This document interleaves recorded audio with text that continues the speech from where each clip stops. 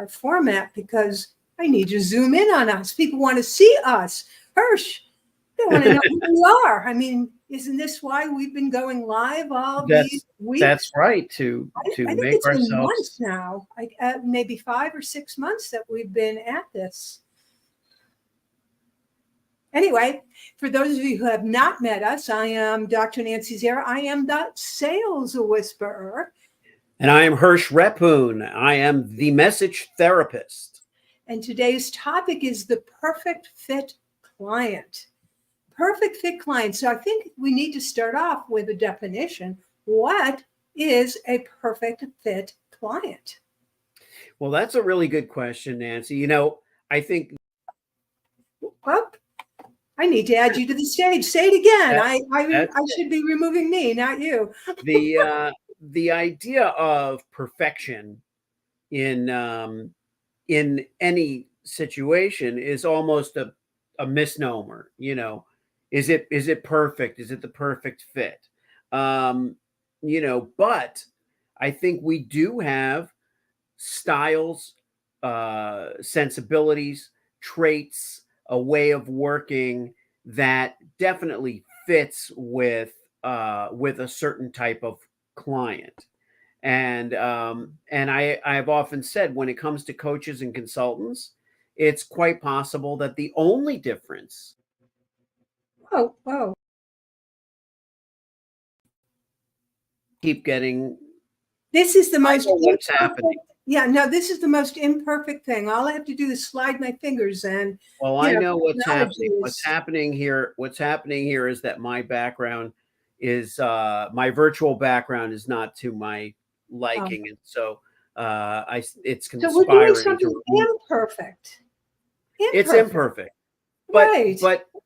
but I think that you and I are a good example of, we both roll with the punches. You know, we don't get riled up over imperfections, and I think at the same time we have high standards of performance and high standards of client relationships.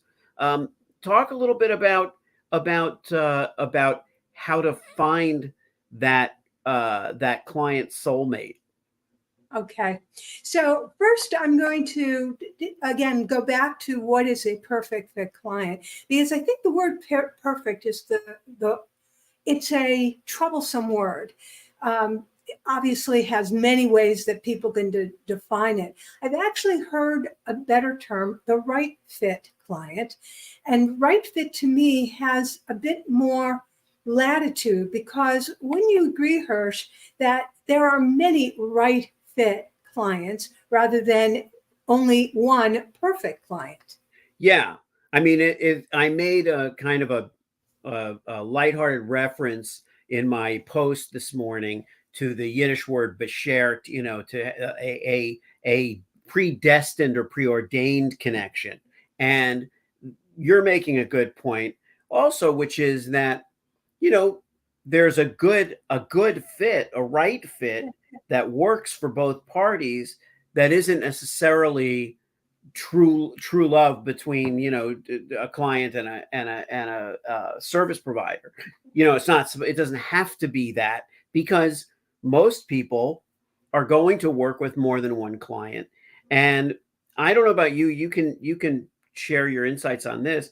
I don't think any of my clients are all that similar to one another in what they do, in how they engage. I mean, they may have certain qualities, I think, that make them a good fit for me. But if you were to put them in a room together, you wouldn't say, oh, they're all in the same group, or they all have the same, message therapist. Right. So I even heard you use the phrase good fit. So we've gone from perfect fit to right fit to good fit. And right. So, yeah. And you asked me about, you know, what's the magic elixir here for finding that client, you know? Yeah. And the truth is, Hersh, we can work with many different people. However, there is a sweet spot that each of us has because of our personality style. Again, someone who shares that personality style, and the style is a value system. It's a way of processing and thinking, making decisions. It covers many things, this word style. When someone shares elements of our style, it's so much easier for us to communicate. There's less having to explain, less having to educate that person about our dictionary and our experiences. Why? Because there's common ground. There's a common understanding. We start with this foundation, a similarity, and from there, the diversity can be obviously invigorating and can add a lot to what we do. You and I are actually good examples. We do share a lot in common, but there's also great diversity, which allows us to bring that double braining to our clients. Want to comment on that? Yeah, I think that our differences, and this is a good way to think about clients because I don't know that we think about it this way. Our differences are in many ways what make us a good fit Yes. because we complement one another. And it doesn't just apply to what you and I are doing when we're helping clients and we have our different backgrounds and our different areas of expertise and we bring them together to create a more valuable whole, I think. But I think when we're looking at clients and prospects and saying, is this person a good fit? I think the differences in our personalities may also serve us. We had a conversation once about a client that I was talking to, and it was someone in the financial world and a very transactional seeming kind of personality type, and that's certainly not what you or I are. We're very heart centered or people driven, and as it turned out in this case, the client was a very interesting mix of a bottom line person in a bottom line business who happened to be very heart centered and very human in their like wanting to humanize even their brand and saying, look, I'm looking for you to take me in that direction. I don't want to get lost in the transactional behaviors and transactional mindset, but recognize very clearly that the all business type of bottom line sensibility was not to be completely lost either. Mhm. So it worked out very well for both of us, for he and I. And it also reminds me when I had a very active group coaching program, and people would say, well, what styles are in this group? And they kind of assumed it would be maybe uniform. No, it was quite diverse. And again, I teach how to adjust and shift what you say so that you can connect authentically with all styles. It's not a one size fits all communication. There is deviation and variation in terms of how you present your messaging. However, one person can indeed meet with, connect with, and service people from many styles.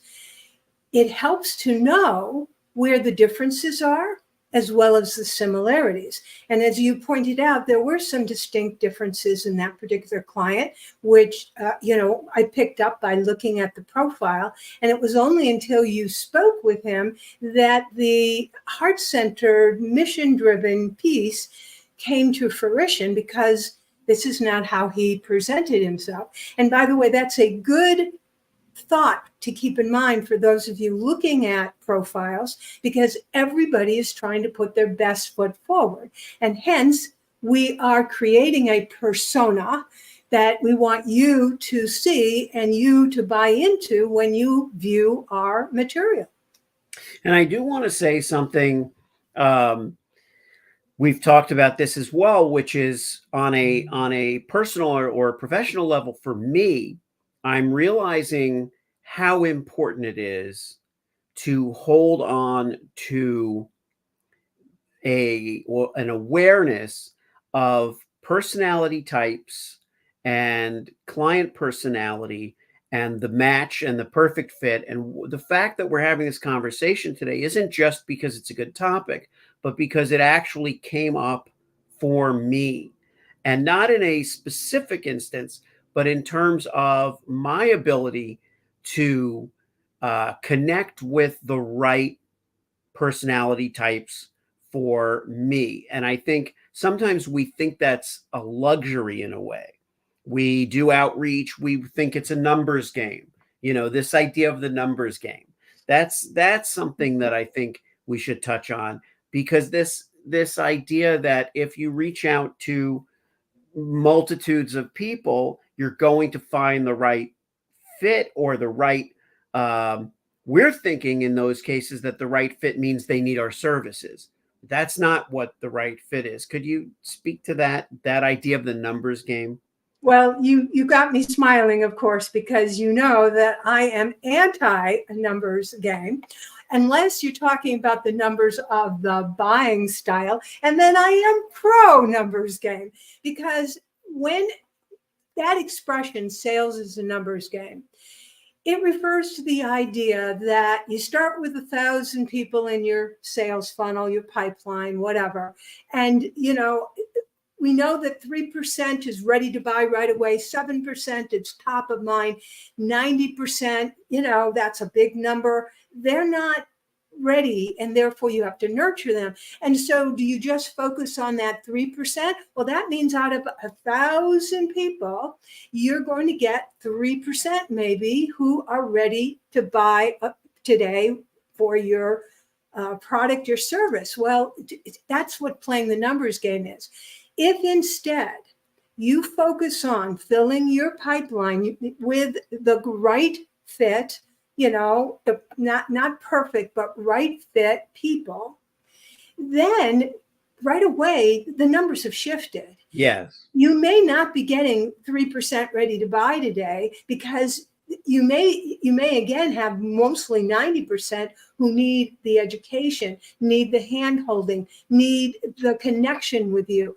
I cannot emphasize how important this connection is. We give lip service to it, but people overlook it. I'm going to give a quick example of what happened last week in a one-to-one conversation with a fellow who, after 2 minutes of, well, what do you do? And, he had a presentation all prepared and wanted me to sit through his slide deck where he was essentially going to promote his business. And I said, no. I said, we don't even know each other. And so I am absolutely not available to sit through this presentation. Yeah. Yeah. And I think that the revelation is that this kind of searching for the right fit, let's settle on that, searching for the right fit, A good fit. or a good fit is available to us.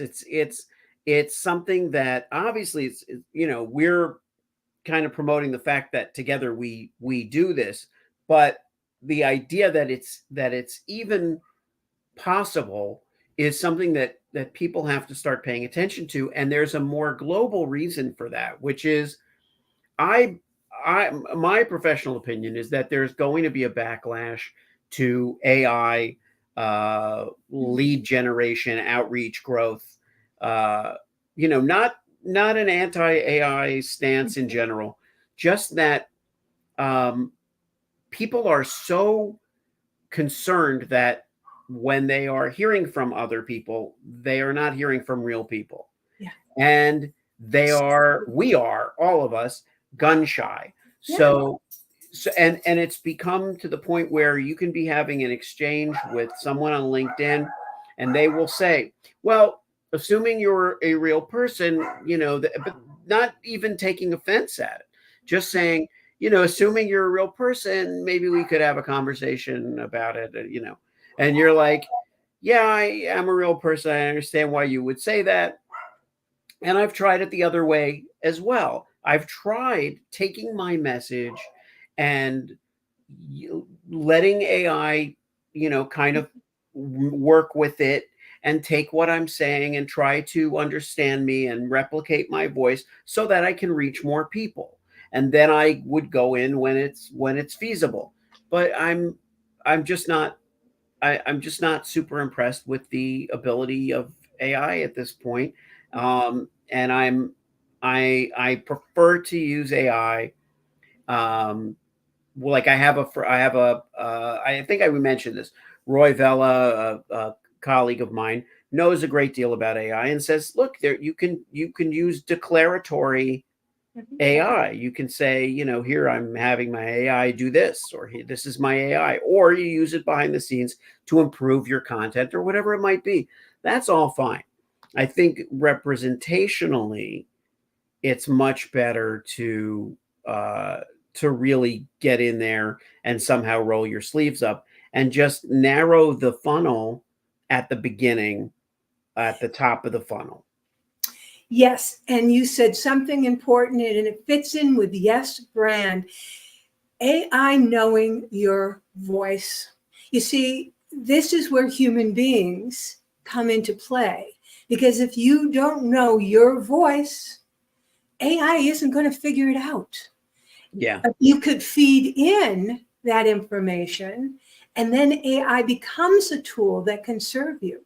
So I invite you to join us next Tuesday when we're going to discuss AI and its use in marketing and sales. Until then, to your sales success, it's Dr. Nancy Zare, the sales whisperer. And Hersh Rephun, the message therapist.